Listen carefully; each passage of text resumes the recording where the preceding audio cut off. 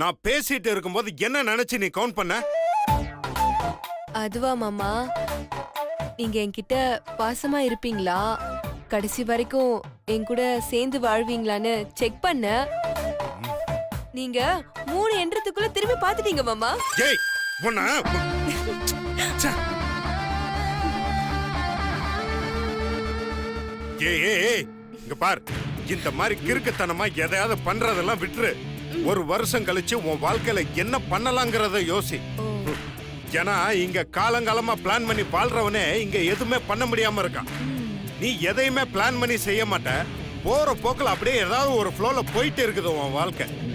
இதோ இங்க பாரு, இன்னைக்கு வரைக்கும் எங்க வீட்டுல நல்லா லக்ஸுரியா வாழ்ந்துட்டு இருக்க. இன்னும் ஒரு வருஷம் முடியிற வரைக்கும் உனக்கு அந்த லக்ஸுரி எல்லாமே கிடைக்கும்.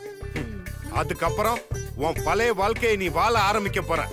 அந்த நேரத்துல போய் கஷ்டப்படுறெல்லாம் விட்டுட்டு இப்ப இருந்த எல்லாத்துக்கும் அடாப்ட் ஆற மாதிரி வாழ கத்துக்கோ. இல்லனா ஒரு பொண்ணா நீ ரொம்ப கஷ்டப்படுவ. சொல்ற எழுதி வச்சுக்கோ. உன்னை மாதிரி வாழ்க்கையில எத்தனை பேரை பார்த்து நான் கடந்து வந்திருக்கேன் தெரியுமா? ஐயோ மாமா, மாமா எதுக்காக இப்படி மூச்சு விட்டு இவ்ளோ பெரிய டயலாக் பேசுறீங்க? ஒரு வருஷத்துக்கு அப்புறம் நான் எப்படி வாழணும்னு இப்பவே பிளான் பண்ண சொல்றீங்க அதானே? அத ஆல்ரெடி பிளான் பண்ணியாச்சு மாமா. என்னது? ஏய் பிளான் பண்ணியாச்சா? என்ன என்ன பிளான் பண்ணிருக்க? மாமா உங்க கூட வாழ்றதுதான் மாமா பிளானே. ஏய் இங்க பார், நீ இதே நினைப்புல இருந்தனா ஏமாற போறது நீதான். என்ன ஒரே வருஷம், அதுக்கப்புறம் நீ என்னை விட்டு போயிட்டே இருப்ப பார். அது மட்டும் நடக்கவே நடக்காது மாமா. நடக்கும். நடக்காது மாமா. நடக்கும் நான் சொல்றேன். மாமா கண்டிப்பா நடக்காது. ஒருவேளை நானே உங்க கூட வாழ விருப்பம் இல்லைன்னு டிவோர்ஸ் கொடுத்தாலும். மாமா ரொம்ப எக்ஸைட் ஆகாதீங்க, சும்மா ஒரு பேச்சுக்கு தான் சொன்னேன். நீங்க அதை ஏத்துக்காம, சக்தி நீ இல்லனா எனக்கு வாழ்க்கையே இல்ல, நீதான் என் உலகம், உன்னை விட்டு என்னால இருக்கவே முடியாதுன்னு சொல்வீங்க பாருங்க.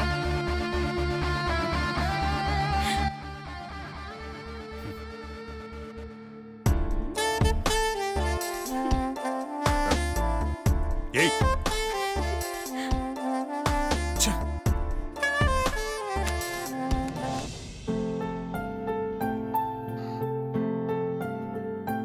மீனாட்சி, இந்த பால். ஐயோ தார்னி, இப்பதான் கொஞ்ச நேரத்துக்கு முன்னாடி பால் குடிச்சேன். அது உனக்கு, இது உன் வயித்துல வளர குழந்தைக்கு. இங்க பாரு, உன் வயித்துல வளர குழந்தை நல்ல புஷ்டியா வளரணும்ல, அதுக்குதான் அது. குடி. வா ஐஸ்வர்யா. சரி தார்னி, நீ பால் குடிச்சியா? நான் குடிச்சிட்டேன். இது உனக்காக ஸ்பெஷலா ரெடி பண்ணது. மிச்சம் வைக்காம எல்லா பாலையும் நீ குடிக்கணும், சரியா? குடி. ஐஸ்வர்யா என்ன பாத்துட்டே இருக்க, சொல்லு. குடி மீனாட்சி.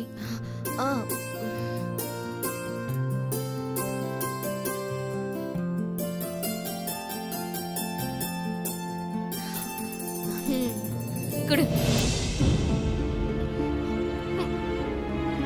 மீனாட்சி என்னாச்சு?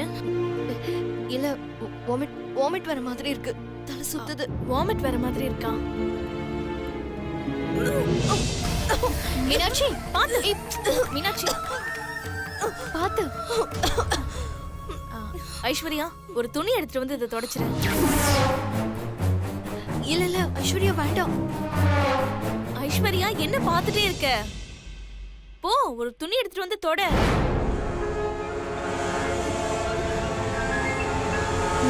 தொடக்கிறேன்.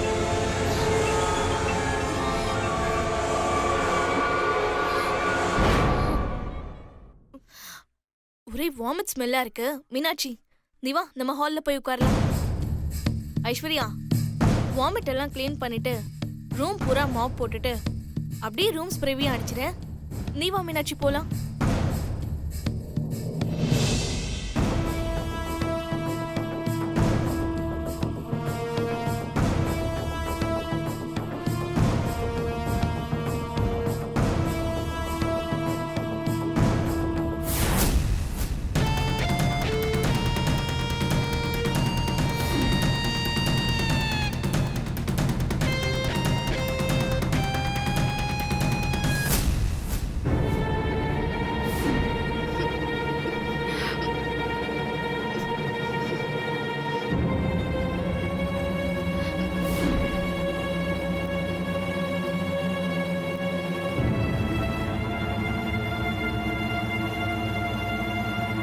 ஐஸ்வர்யா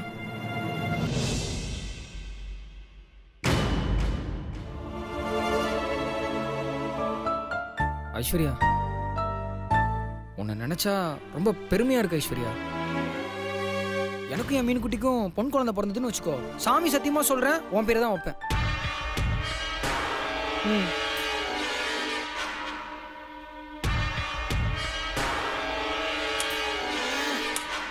அம்மா அம்மம்மா அப்பா சுபத்ரா. ஏய் சுபத்ரா, பார்க்கவே மாட்டேன்றாள. சுபத்ரா சுபத்ரா, உன்னதாமா கூப்பிடுறேன். என்னம்மா? இங்க ஒருத்தி இவ்வளவு நேரம் கத்திக்கிட்டு இருக்கேன், என்ன ஏதுன்னு கேட்காம இவ்வளவு நேரம் யோசிச்சிட்டு இருக்க. அப்படி என்னமா யோசிச்சிட்டு இருக்க? எல்லாம் அந்த பிச்சைக்கார குடும்பத்துல இருந்து வந்திருக்காளே அவளை பத்தி தாமா. யாருமா? அந்த சக்தி தானே. ஒண்ணுமே இல்லாத குடும்பத்துல இருந்து வந்தாலும் அவளுக்கு இருக்கிற கொழுப்பு இருக்கே, அது அந்த கசாப்பு கடையில கூட கிடைக்காது. ஐயோ அம்மா, நீ வேறம்மா. தேவையில்லாத பேசுறதே உன் வேலையா போச்சு. நான் இப்ப யோசிச்சுட்டு இருக்கிறது அந்த மீனாட்சியை பத்தி. அவ சுந்தர் கூட சேர்றதுக்கு வாய்ப்பே இல்ல. ஆனா அவ எப்படி கர்ப்பமானான் தான் எனக்கு புரியவே மாட்டேங்குதுமா. என்னம்மா நீ குழந்தை மாதிரி பேசிட்டு இருக்க? அவ தங்கச்சி 16 அடி பாயறான்னா அவ அக்கா 8 அடி கூடவா பாய மாட்டா? அந்த மீனாட்சி உன்னை நல்லா ஏமாத்துறான்னு எத்தனை தடவை தான் உனக்கு சொல்றதே? இல்லம்மா, அந்த மீனாட்சி ஒரு பயந்தாங்குழி. அவ இந்த அளவுக்குலாம் போகிறதுக்கு வாய்ப்பே இல்ல. இதெல்லாம் அந்த சக்தியோட வேலையாதான் இருக்கும்னு எனக்கு தோணுது. அவ செஞ்சாலும் செய்வா. ஆனா டாக்டர் கூட்டிட்டு வந்தது உன் பொண்ணு தானே, எப்படி? அம்மா, ஒருவேளை தாரணியும் சக்திக்கு உதவி பண்றாளோ? மாட்டிக்கு போறோம். ஆமா ஆமா, இன்னைக்கு உன் பொண்ணு, நாளைக்கு என்ன, இப்படி எல்லாரையும் சந்தேகப்பட்டுக்கிட்டே போ. அந்த மீனாட்சியை நம்புற அளவு கூட மத்தவங்கள நம்ப மாட்டேன்றியே. இத பாரு சுபத்ரா, இப்பவும் சொல்றேன், அந்த மீனாட்சி தான் வயசு கோளாறுல தப்பு பண்ணிட்டு இப்படி புள்ளைய சுமந்துக்கிட்டு வந்து நிக்கிறா. இதுதான் உண்மை. அத நம்பாம சக்தி பண்றா, தாரணி உதவி செய்யறா, டாக்டர் பொய் சொல்லிருப்பாங்களோன்னு சந்தேகப்படுறேன். இங்க பாருமா, நீ சொல்ற மாதிரியே வச்சுக்கிட்டாலும் சக்தியும் தாரணியும் செஞ்சாலும் டாக்டரே அம்மா போய் சொல்லணும். ஆமாமா, நீ சொல்றது உண்மைதான். அந்த டாக்டர் உண்மை சொன்னாங்களா பொய் சொன்னாங்களான்னு தெரிஞ்சுக்கிட்டா போச்சு. அது எப்படிமா தெரிஞ்சுக்கிறது? அந்த டாக்டரை போய் கேட்க போறியா? இல்லம்மா, எனக்கு தெரிஞ்ச டாக்டரை வர வச்சு திரும்பவும் மீனாட்சியை செக் பண்ண போறேன். அப்ப உண்மை தெரிஞ்சிரும்ல.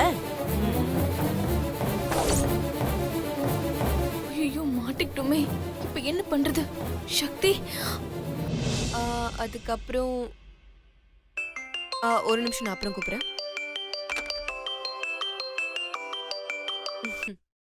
சொல்லுங்க நீ. சக்தி, நம்ம எது நடக்க கூடாதுன்னு நினைச்சோமோ அது இப்ப நடந்துருமோன்னு பயமா இருக்கு சக்தி. ஏன், என்னாச்சு? மீனாட்சி கர்ப்பமா இருக்க மாட்டாளோங்கிற சந்தேகத்துல எங்க அம்மா ஒரு டாக்டரை வரவழைச்சு செக் பண்ண போறாங்களாம். அவங்களுக்கு என் மேலயும் லைட்டா டவுட் வந்துருச்சுன்னு நினைக்கிறேன். அதனாலதான் வேற ஒரு டாக்டரை வரவழைச்சு செக் பண்றாங்க. அவங்களுக்கு மட்டும் நானும் உன் கூட ஹெல்ப் பண்றேன்னு தெரிஞ்சது, அவ்வளவுதான் சக்தி. இப்ப என்ன பண்றது சக்தி? சக்தி சொல்லு சக்தி, என்ன அமைதியா இருக்க? அண்ணி இருங்க அண்ணி, நான் கொஞ்சம் யோசிக்கிறேன். சீக்கிரம் சக்தி, ஏதாவது பிளான் பண்ணு. நீங்க போன வைங்களா, நான் கூப்பிடுறேன்.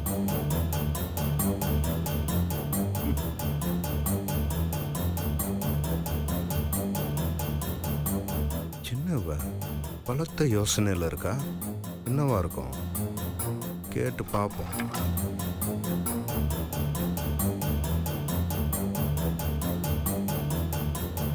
ஏய், என்ன ஏதோ படபடப்பா இருக்க? நானா படபடப்பாவா? சாச்சா, நான்லாம் சுனாமி வந்தப்பவே சும்மா தான் உட்கார்ந்துட்டு இருந்தேன். ஏன், நீ என்ன ஜப்பான்ல உட்கார்ந்து இருந்தியா? ஐயோ இல்ல மாமா, சுனாமி வந்தப்போ கோயம்புத்தூர்ல எனக்கு தெரிஞ்ச பாட்டி வீட்ல இருந்தேன். ஏய், போன்ல யார்கிட்டயோ பேசிட்டு அப்புறம் டென்ஷனா இருந்தேன்னு கேட்டா என்ன நக்கலா? ஓ அதுவா? அது எங்க அம்மா தான் ஃபோன் பண்ணிருந்தாங்க மாமா. மீனாட்சி சீக்கிரமா கர்ப்பம் ஆயிட்டா. உனக்கும் அவளுக்கும் ஒரே நேரத்துல தானே கல்யாணம் ஆச்சு. நீ எப்போ கர்ப்பமாக போறேன்னு கேட்டாங்க மாமா. அது எப்படி உங்ககிட்ட சொல்றதுன்னு கொஞ்சம் யோசிச்சேன் மாமா. நீங்களே வந்து கேட்டுட்டீங்க. தேங்க்ஸ் மாமா. மாமா நான் எப்போ மாமா கர்ப்பமாவேன்? சீட்டு குளிக்கு போடு தெரியும். சீட்டு குலுக்கி போடுறேன்.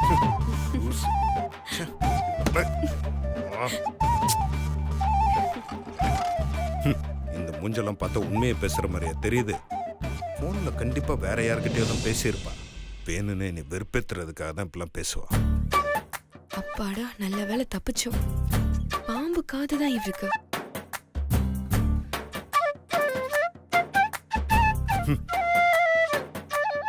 இங்க இருக்க வேண்டாம், எஸ்கேப் ஆயிட வேண்டியதான்.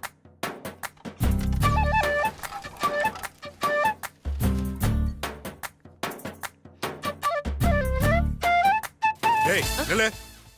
எங்க போற? அது ரிசப்ஷன்ல லலிதா HR டிபார்ட்மெண்ட் போறேன். HR டிபார்ட்மெண்ட் போறீங்களா? ஆமா.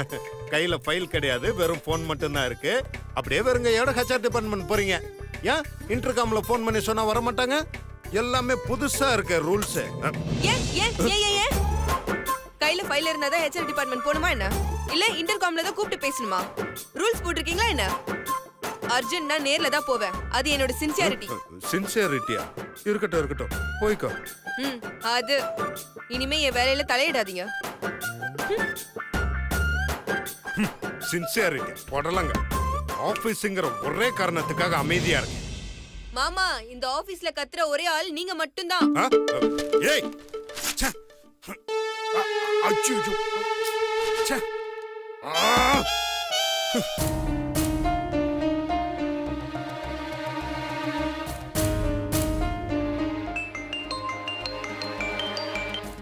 சொல்லுங்க நீ. சக்தி நீ தான் சொல்லணும். நீ தானே கூப்பிடுறேன்னு சொல்லிட்டு போனை வச்ச. எனக்கு கையும் ஓடல காலும் ஓடல. இப்ப என்ன பண்றது சக்தி? அண்ணி நீங்க எனக்கு ஒரு ஹெல்ப் பண்ணுங்க. என்ன? உங்க அம்மா எப்ப அந்த டாக்டருக்கு ஃபோன் பண்றாங்களோன்னு பாருங்க. அவங்க ஃபோன் பண்ண உடனே எப்படியாவது உங்க அம்மாவோட மொபைல்ல இருந்து அந்த டாக்டரோட நம்பர் மட்டும் எனக்கு எடுத்து அனுப்புறீங்களா? அதுக்கப்புறம் நான் பாத்துக்கிறேன். ஐயோ எனக்கு பயமா இருக்கு சக்தி. அண்ணி நீங்க பயந்துகிட்டே பண்ணாதான் கண்டிப்பா சொதப்போம். உங்களால முடியும்னு கான்ஃபிடென்ட்டா பண்ணுங்க. கண்டிப்பா முடியும். சரி ஓகே அண்ணி.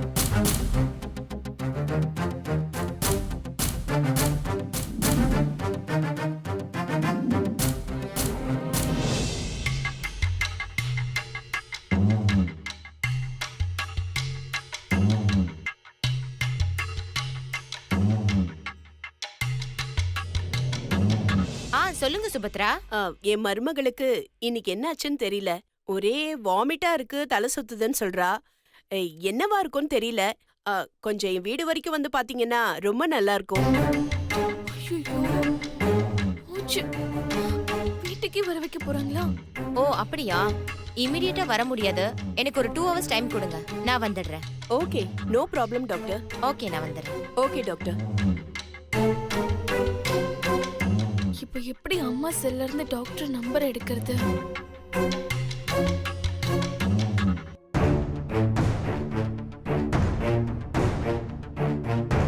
Madam courier.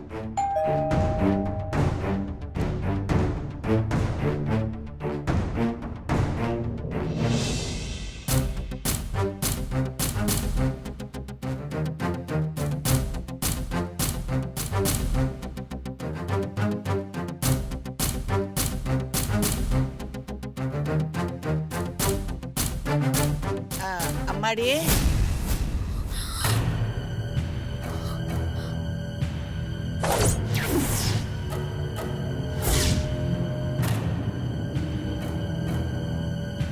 மீனாட்சி. ஓ என்னம்மா அப்படி பாக்குற? குடிக்க கொஞ்சம் காப்பி குடுமா.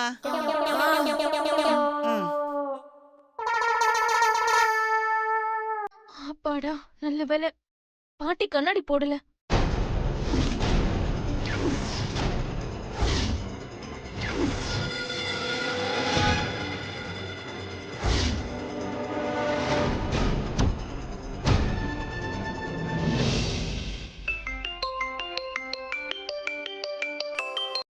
அண்ணி என்னாச்சு? டாக்டர் நம்பரை எடுத்துட்டேன் சக்தி. சூப்பர் அண்ணி. ஆமா, எப்ப டாக்டர் கிட்ட செக்கப்க்கு போறாங்களா? செக்கப்க்கு போகல, டாக்டர் செக்கப் பண்றதுக்கு வீட்டுக்கே வராங்களா? என்ன நீ சொல்றீங்க? டாக்டரே வராங்களா? எப்ப வராங்க, எத்தனை மணிக்கு வராங்கன்னு தெரியல சக்தி. அண்ணி சரி, நீங்க ஃப்ரீயா விடுங்க, நான் பாத்துக்கிறேன். அந்த டாக்டரோட பேர் என்ன? ருக்மணி. சரி ஓகே, நீங்க நம்பர் அனுப்புங்க, நான் பாத்துக்கிறேன். சரி.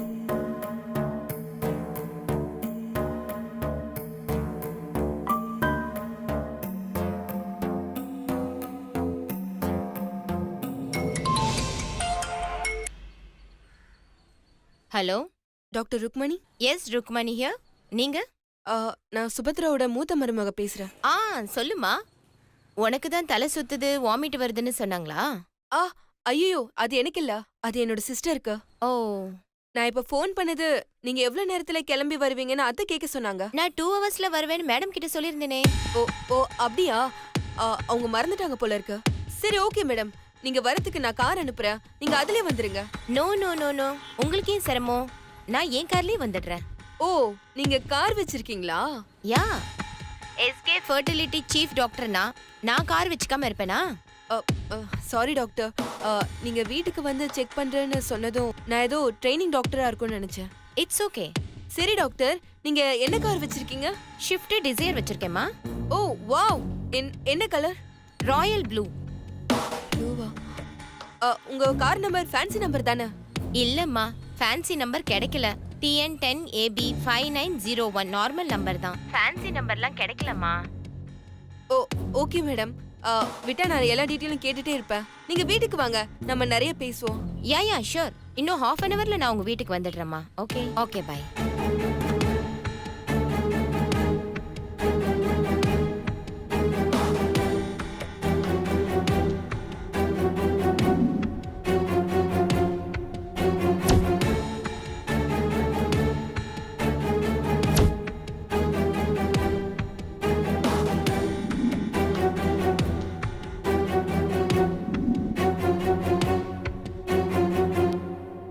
என்ன சக்தி மேடம் ஏதோ டென்ஷனா இருக்க மாதிரி இருக்கு.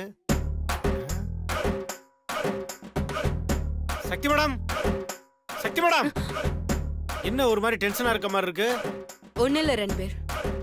ஏன் மேடம் என்கிட்ட சொல்லக்கூடாதுன்னு நினைக்கிறீங்களா? ஐயோ ரன்பீர், புரிஞ்சுக்கோங்க, நானே என் ஃபேமிலி ப்ராப்ளத்துல இருக்கேன், நீங்க வேற என்ன டிஸ்டர்ப் பண்ணிட்டு இருக்கீங்க. விதியே ஆனாலும் தாங்கி கொள்ளும்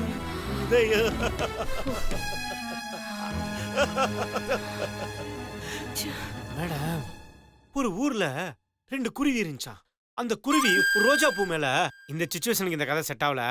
சாரி மேடம். என்னையும் உங்க குடும்பத்துல ஒருத்தரா நினைக்கிறீங்கன்னு தான் நான் அப்படி கேட்டேன். அது இல்லைன்னு இப்பதான் தெரியுது. I am sorry madam. இனிமே உங்க பர்சனல் விஷயத்துல நான் தலையிட மாட்டேன். ரன்பீர், இங்க வாங்க. இப்ப எதுக்கு கோச்சிட்டு போறீங்க? இல்ல மேடம், என்ன இருந்தாலும் நீங்க என் பாஸோட மனைவி. அது மட்டும் இல்லாம கல்யாணத்துக்கு முன்னாடி நீங்க இந்த கம்பெனில வேலை செஞ்சிருக்கீங்க. அது மட்டும் இல்லாம நீங்களும் நானும் நல்லா பழகி இருக்கோம். அது மட்டும் இல்லாம நான் உங்களை கூட பிறந்த சகோதரியா தான் நினைக்கிறேன் மேடம். ஆனா நீங்க கஷ்டம்னு வரும்போது என்ன கழட்டி விட்டுறீங்களா? பரவாயில்ல மேடம். அது மட்டும் இல்லாம இருக்கிற பிரச்சனையில இது வேற.